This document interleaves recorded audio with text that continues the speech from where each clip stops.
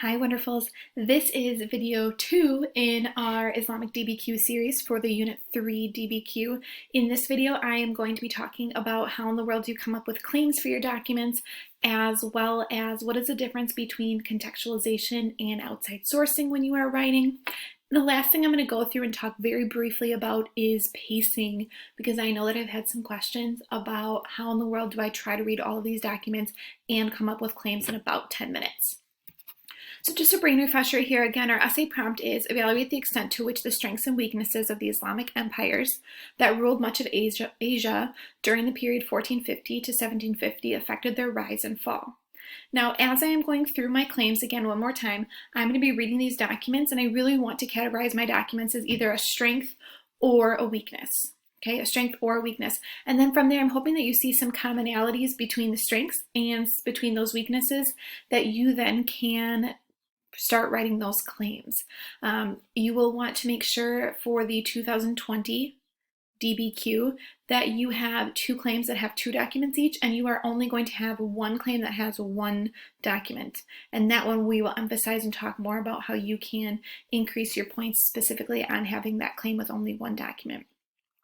With that being said, we're also going to keep in mind that our claims need to be historically accurate, which means that if you don't remember learning about it in class, you may want to go double check, especially being at home, that thing actually happened or would be true. Again, you can always come and ask me as well, but it needs to be historically accurate. We don't want to tell in our documents of things that did not happen to that empire during that time.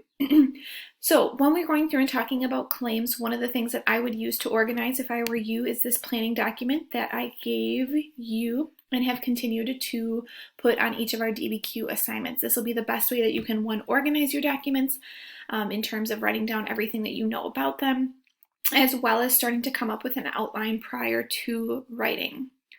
So as I was going through my documents, I came up with claims, and one of the claims that I came up with was about the strengths or the rise of these Islamic empires from the 1450s to the 1750s. And so I talked about how from the 1450s to the 1750s that many of these empires rose in power due to their fair and accepting governments. And then I said, however, and this is my second claim, that many of them are then going to fall specifically during that 1700 time period due to unjust governments that are going to discriminate against the commoners and peasantry. So again, claim 1 is going to be about the fair and accepting governments that allow them to rise at the beginning of this time period. And a fall, or claim 2, is going to be talking about those unjust governments that are then going to discriminate against the commoners or the peasantry. My third claim, and this is the one where I only had 1 document, and we'll talk about how we can increase points for this one. My third claim is going to talk about another fall of these Islamic empires, which talks about how they are not going to be trading with outsiders during this time. Now, I know what a lot of people like to do is they like to say, well, this is what my teacher said, and therefore it is absolutely perfect, and I'm going to use these, and there is no other way to do this. And I want to let you know that there's definitely several different ways in which you could analyze this DBQ. So in fact, when I was going through and reading some of your classmates' claims, I decided to pick one and show you another way in which you could organize these for this DBQ. So one of your classmates decided to have one of their rises to power, and again, we are talking about rises as strengths, as these empires being economically organized. So that was their first claim. Their second claim was a downfall or a weakness of these empires that said they did not have relationships with others that would benefit them. And then their third and final claim was their singleton, and they talked about this broken social structure within these Islamic empires. So again, different claims, but they still fit what the documents are talking about, and they are still historically accurate for this time period. So please know that there is not one be-all, end-all, but we do need to make sure that we are historically accurate and using the information that is provided to us within the documents. With that being said, I'm going to jump in and start talking about context, because context is really where we are starting off with our DBQ. Again, context is big picture, what is happening during this time period or what is happening before. So immediately as I was reading through these, or when I was reading through your prompt, I started to think about, what the best contextualization piece would be, if this prompt is asking me about what's happening from 1450 to 1750, I'm going to talk about before this time period and how in the world did we get here. And so I might talk about, for instance, like, how did the Islamic Empire start in the first place? And so I might go through and talk about Muhammad. I might talk about the 4 rightly guided caliphs.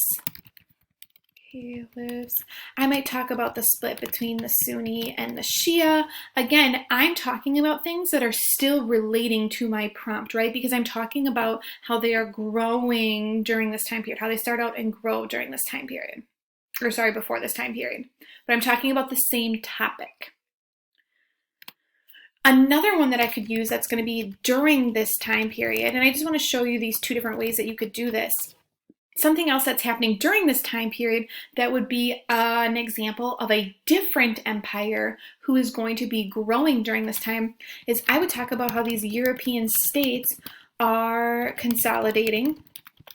And potentially I could talk about their exploration of the Americas and Southeast Asia as well, because again, in my documents, I might talk about some of the strengths of the Islamic Empire, but in my contextualization, I could talk about the European states and how they are going to be consolidating during this time.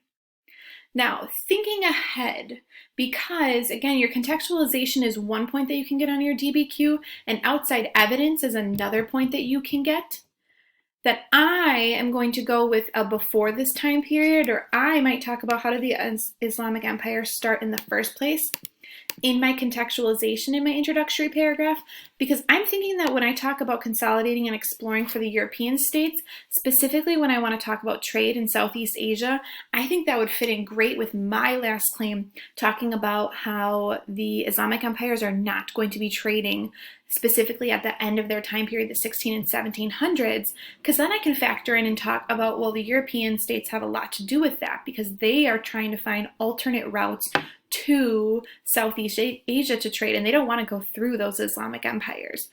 And so I would bring in that as outside evidence instead of using it in context, because if I use it in context, I can't double dip and then use it again for my outside evidence. So those are 2 of the things that I then could talk about. Again, outside evidence is something, that clicks, or you're like, oh my gosh, this sounds exactly like when you are reading through a document. And so there were several times reading through these documents where I was like, oh yeah, this sounds exactly like something that happened in China or is happening in China. And I just made a quick note of that as I was then going through and analyzing those documents. So ultimately, if you are going to try to stick to true pacing, you would want to make sure that you try to read, analyze, and come up with claims in about 10 minutes, give or take. And again, this is probably the most important part of your task, is that whole reading and planning time period. So if you do need to go over, do not worry. I'd rather have you plan out a well-written document than rush through and maybe forget part of your argument.